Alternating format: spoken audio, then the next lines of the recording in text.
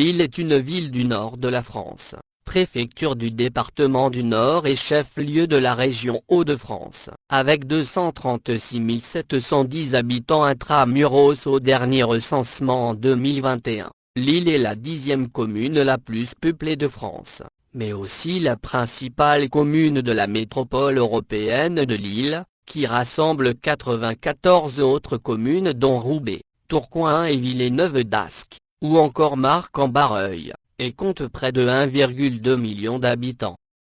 Dans sa partie française, son unité urbaine et ses 1 058 439 habitants en 2021 font de Lille la 4e agglomération de France derrière Paris, Lyon et Marseille, tout comme son aire d'attraction qui rassemble 1,5 million d'habitants.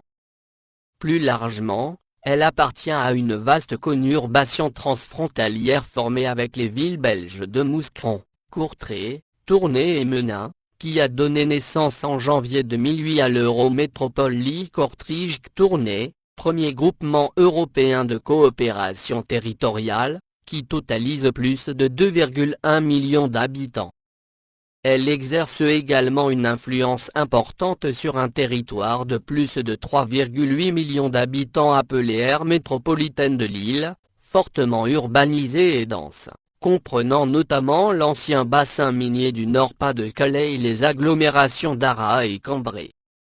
Lille met à disposition un outil en ligne permettant de comparer l'évolution dans le temps de l'occupation des sols de la commune, ou de territoires à des échelles différentes. Plusieurs époques sont accessibles sous forme de cartes ou photos aériennes. La carte de Cassini, 18e siècle, la carte d'état-major, 1820-1866, et la période actuelle, 1950 à aujourd'hui. L'enceinte fortifiée de Lille a connu 7 extensions successives qui ont fait passer l'espace intramuros, de 10 à 1000 hectares sur une période de 800 ans. Les 3 principales surviennent, au XIIIe siècle, lors de l'annexion des paroisses Saint-Maurice et Saint-Sauveur, en 1670, lors de la construction de la citadelle et du renforcement du système de défense de la ville par Vauban, lequel s'est accompagné de l'annexion des faubourgs de Saint-André et de la Madeleine, en 1858, à la suite de l'annexion de Oisem, Moulins, Esquermes, Fives et du faubourg Saint-Maurice, au terme de laquelle les 3 premières communes se trouvent largement inscrites dans le nouveau périmètre fortifié. La première extension définit un périmètre d'urbanisation dense d'origine moyenâgeuse sous influence flamande, la seconde une adjonction d'époque classique française et une infrastructure militaire particulièrement prégnante, la troisième l'inscription d'une véritable ville nouvelle, déjà marquée par l'industrialisation naissante, et une emprise de plus en plus considérable des fortifications. Déclassées en 1919, ces fortifications et les terrains militaires qui les entouraient ont offert une réserve foncière à l'implantation d'infrastructures modernes depuis l'entre-deux-guerres, jusqu'aux années 1990, nouvelles facultés de droit, cités administratives, logements sociaux, voies rapides, espaces verts, cités hospitalières, Lille Grand Palais et Euralie, etc. Cette césure entre la partie intramuros de l'ancienne ville et les quartiers hors les murs reste par conséquent aujourd'hui encore très sensible. Destruction militaire. Bombardement de Lille par les Autrichiens, 29 septembre 1792. Régulièrement endommagée par les nombreux sièges qu'elle a subis, Lille est toujours reconstruite. Les destructions les plus massives sont aussi les plus récentes. D'abord au cours de la Révolution et du siège de la ville de 1792. À la vente des biens nationaux, souvent voués à la démolition, s'ajoutent les dégâts du siège autrichien au cours duquel un grand nombre d'édifices publics ou religieux et 2000 maisons sont endommagées, tandis que 500 sont complètement détruites, en particulier dans le quartier populaire de Saint-Sauveur. La Première Guerre mondiale, dont la ville sera exsangue, après 4 années d'occupation, laisse à son tour des traces indélébiles. Les bombardements de 1914, l'explosion de 1916, les réquisitions et la destruction des infrastructures par l'occupant laissent une ville en ruine et les baraquements dont les zones sinistrées ne disparaîtront que lentement entre 1924 et 1930. La Seconde Guerre mondiale se révèle moins dramatique sur le plan des infrastructures industrielles, mais les dommages sont néanmoins considérables. 1675 immeubles et édifices publics ont été totalement détruits, 1709 gravement endommagés, 2208 plus ou moins touchés. Tout au long de son histoire, l'île s'est trouvée enfermée dans ses fortifications. Des communes puissantes se sont alors développées dans les environs de la place forte, en particulier au cours de la Révolution industrielle, entre 1861 et 1931, l'île enregistre une croissance de 50% de sa population, c'est un doublement que connaît sa banlieue, tandis que les populations de Roubaix et Tourcoing se trouvent multipliées par 2,5. Aujourd'hui, selon l'Atlas transfrontalier de l'INSEE, l'ensemble formé par l'agglomération transfrontalière lilloise comprend environ 1 million d'habitants côté français et 1,2 million d'habitants si l'on intègre le semi de villes frontalières côté belge, telles que Mouscron, Comines Warneton, Verviers, etc. La métropole européenne de Lille, agglomération multipolaire dont fait partie Lille est ainsi la 4e agglomération française, par sa population, derrière celle de Paris, Lyon et Marseille. Cette agglomération appartient également à une vaste conurbation qui s'étend en Belgique avec, notamment, les villes de Courtrai, Tournai, Roulet, Mouscron, Ypres-Menin, totalisant plus de 1,9 million d'habitants. Elle a donné naissance, en janvier 2008, au premier groupement européen de coopération territoriale, l'Eurométropole Lille-Kortrijk-Tournai. Raymond Schmittelin avait vu dans l'île, en partant de la forme néerlandaise Rijssel, un nom de personne germanique tel Rizili. Il suggère par là que les attestations latines nombreuses et régulières qui impliquent tout le mot « isle » île sont le produit d'une réinterprétation postérieure ou une mauvaise traduction. Albert Daosa qui cite uniquement cette hypothèse ne se prononce pas sur la question, signe de sa perplexité. En revanche Maurice Gisseling considère que la forme Rijssel résulte également d'une agglutination dans l'expression TEE, plus d'air, la plus Ijssel, comprendre forme germanisée du mot latin I, N, Sula ou roman isle, devenu ensuite Rijssel paraphérèse du premier élément.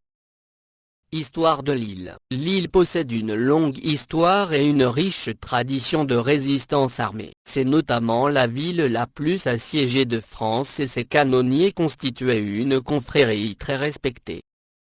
L'île aurait, selon la légende, été fondée en 640 par Lidéric. Toutefois, elle n'apparaît dans les archives qu'à partir du IXe siècle. Le site actuel de la ville recèle des traces d'occupation antérieure, préhistoire, époque gallo-romaine, mérovingienne, carolingienne, mais les vestiges retrouvés ne disent rien de l'urbanisation à ces époques, même s'il semble probable qu'un hameau existait au moins à l'époque romaine en territoire ménapien. Il porta peut-être le nom de Trola, treil en latin, domaine viticole mentionné à l'époque carolingienne et vocable sous lequel la Vierge est honorée à Lille. Des traces d'un premier port seraient par ailleurs probables dès le milieu du 8e siècle.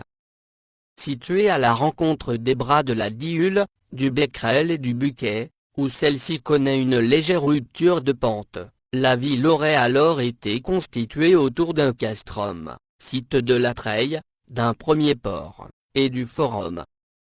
Les conditions de la naissance de la ville restent toutefois un sujet controversé, création ex nihilo c'est-à-dire, à partir de rien, de Baudouin V de Flandre pour certains, lente évolution d'un domaine rural de l'époque carolingienne pour d'autres. Moyen-Âge, période du comté de Flandre, levée du faisan du duc de Bourgogne, Philippe le Bohon à Lille en 1454. Le comté de Flandre, dont l'île devient l'une des capitales avec Gand, Bruges et Saint-Omer, est constituée progressivement à partir de 866, par Baudouin Ier de Flandre. En 1066, lorsque le comte Baudouin V de Flandre établit la grande charte de dotation de la collégiale Saint-Pierre, l'île est déjà une ville avec ses remparts, accolée à son château fort, le château de la Motte-Madame, et qui commence à se développer autour du faubourg marchand de la paroisse Saint-Étienne, situé au sud du castrum. À l'est, le village de Fin possède, lui aussi une église, l'église Saint-Maurice. Il est intégré à l'île au cours du siècle suivant. La ville se développe grâce à son emplacement privilégié de traversée de la Dieule, au blé qu'on récoltait alentour en abondance et à ses relations avec les autres villes du prospère comté de Flandre. Une fois Raudras est ainsi fondée au XIIe siècle. En 1127 et 1128, l'île connaît ses premiers sièges par les armées du roi de France, Louis VI de France, lors des affrontements entre Guillaume Cliton, fils du duc de Normandie, et Thierry d'Alsace, comte d'Alsace, pour la succession du comté de Flandre. En juin 1213, c'est Philippe Auguste qui fait le siège de l'île et remporte la ville en 3 jours. Elle est reprise par Ferrand de Portugal en septembre de la même année, puis par Philippe Auguste qui incendie la ville, avant de remporter, l'année suivante, la bataille de Bouvines. À partir de 1214, Jeanne de Constantinople, comtesse de Flandre et d'Hainaut, s'emploie à reconstruire la ville et ses fortifications. Elle fonde notamment l'hôpital Saint-Sauveur et l'hospice Comtesse. Période bourguignonne. L'île est réunie une première fois au domaine royal en 1304. Entre 1297 et 1304, l'île a connu 3 sièges, par les armées de Philippe le Bel d'abord, lors des affrontements qui l'opposent à Guy de Dampierre, par Jean Ier de Namur ensuite, lors des événements qui font suite aux matines de Bruges et à la bataille de Courtrai, 1302, puis de nouveau par Philippe le Bel après la bataille de Monan-Pével. En 1369, l'île est cédée par le roi Charles V de France, avec Douai et Orchy, à Philippe II de Bourgogne lorsqu'il épouse la fille de Louis II de Flandre, Marguerite III de Flandre. S'ouvre alors une période de prospérité au cours de laquelle l'île devient une des 3 capitales des possessions du duc de Bourgogne, avec Dijon et Bruxelles. Elle devient aussi un pôle administratif de premier plan et accueille la Chambre des comptes de l'État bourguignon en 1385. Le premier chapitre de l'ordre de la Toison d'Or est constitué à Lille en 1431. En 1477, à la mort de Charles le Téméraire, Marie de Bourgogne épouse Maximilien Ier du Saint-Empire et apporte la ville aux Habsbourg. L'île rejoint ainsi le Saint-Empire romain germanique et partage le destin des Pays-Bas pendant plus de 150 ans. Pierre Prudhomme, seigneur de Coanne, mailleur de l'île, reçoit de Charles Quint une lettre patente d'anoblissement pour lui et sa descendance mâle et femelle. Cette lettre patente a été rédigée par l'empereur en son conseil en juillet 1530. En 1549, Charles Quint promulgue la pragmatique sanction qui confère une large autonomie aux 17 provinces des Pays-Bas dont fait partie le comté de Flandre. Elles deviennent pleinement espagnoles en 1556, lorsque Charles Quint transmet la couronne d'Espagne à Philippe II d'Espagne.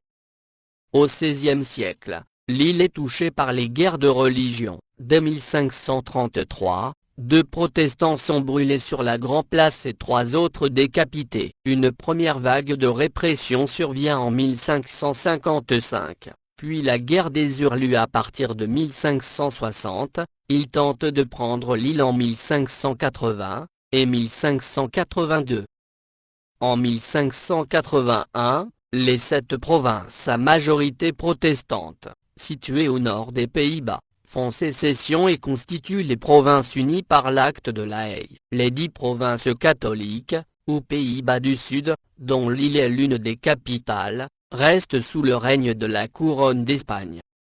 En dépit d'une prospérité retrouvée, La première moitié du XVIIe siècle est marquée par le retour de la peste, à plusieurs reprises entre 1603 et 1636, et des crises de subsistance, puis par le retour de la guerre. La ville s'agrandit par deux extensions successives de l'enceinte, en 1603 au sud-ouest englobant le faubourg du Molinel, en 1617 au nord-est englobant le faubourg des Regnault et l'emplacement de l'ancien château de Courtrai détruit en 1599.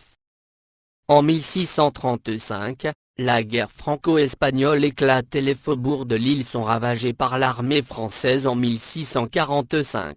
Elle s'achève en 1659 par le traité des Pyrénées qui donne l'Artois à la France tandis que l'île reste à l'Espagne.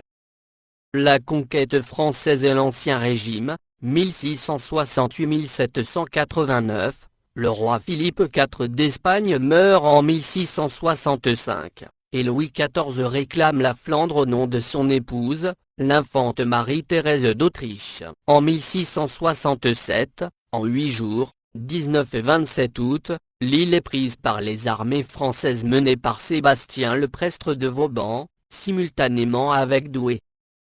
Son rattachement au royaume de France est officialisé le 2 mai 1668, par le traité d'Aix-la-Chapelle. La même année, Vauban, nommé gouverneur, améliore et étend les fortifications de la ville englobant de nouveaux quartiers créés au nord-ouest par une nouvelle extension de l'enceinte jusqu'à la citadelle. En 1672, Charles de Batz de Castelmort d'Artagnan est brièvement gouverneur de la ville. En 1708, la citadelle capitule devant John Churchill, duc de Marlborough au terme de plus de 3 mois de combat lors de la guerre de succession d'Espagne, après la bataille d'Audenarde et la défaite française de Wattignies. La ville reste aux mains de la coalition européenne jusqu'au traité d'Utrecht de 1713, puis revient dans le royaume de France. Révolution française et Empire. En 1789, l'île, restée profondément catholique, ne connaît pas de véritable révolution populaire, bien que des émeutes éclatent comme ailleurs. En 1790, a lieu l'installation de la première municipalité élue qui succède à l'administration municipale qui datait du Moyen Âge, le magistrat. En 1792, la Révolution française pousse les Autrichiens, alors présents dans les Provinces-Unies, à assiéger l'île le 20 avril. La ville est sévèrement bombardée en septembre de la même année par 30 000 boulets et 6 000 bombes incendiaires, mais la résistance des Lillois et la pression des armées révolutionnaires menées par le maréchal de camp Ruault, conduisent Albert de Saxe-Teschen à lever le siège le 8 octobre. Le 8 octobre 1845, est érigée la colonne de la déesse commémorant cet événement. Révolution industrielle et expansion de la ville. Au début du XIXe siècle, la ville s'industrialise, le blocus continental stimule son industrie textile et la ville passe de 53 000 habitants en 1800 à 200 000 en 1891. En 1832, lorsque la ville est touchée par une première épidémie de choléra, elle compte déjà près de 70 000 habitants. La moitié de la population appartient à la classe ouvrière. Elle est essentiellement occupée dans le travail du coton et du lin, pour moitié en usine et pour moitié à domicile, dentelière, brodeuse, tisserand, cardeur, etc. Il s'agit d'une population pauvre qui habite principalement les quartiers de Saint-Sauveur et de Saint-Maurice dans des conditions de logement épouvantables. Le chômage est élevé et environ 30% de la population lilloise est considérée comme indigente et est aidée par le bureau de bienfaisance. En 1858, la ville, surpeuplée, s'étend. Elle absorbe les communes de Oisem, Esquermes, Moulins et Fives, et un vaste programme de restructuration urbaine est entrepris afin de les intégrer et de faciliter les communications. Il se poursuit pendant près de 50 ans. L'île devient au même moment la plus grande bourse française en dehors de Paris, car elle accueille les actions d'une dizaine de mines de charbon en très forte expansion. En 1866, une épidémie de choléra démarre dans le nord de la France. Depuis le port de Dunkerque, elle durera de mai à novembre dans l'arrondissement, où elle entraînera le décès de 6819 personnes. Le 23 juillet 1888, la chorale de la Lyre des Travailleurs, réunie dans le café La Liberté rue de la Vignette dans le quartier de L'Île-Saint-Sauveur, interprète pour la première fois le chant L'Internationale.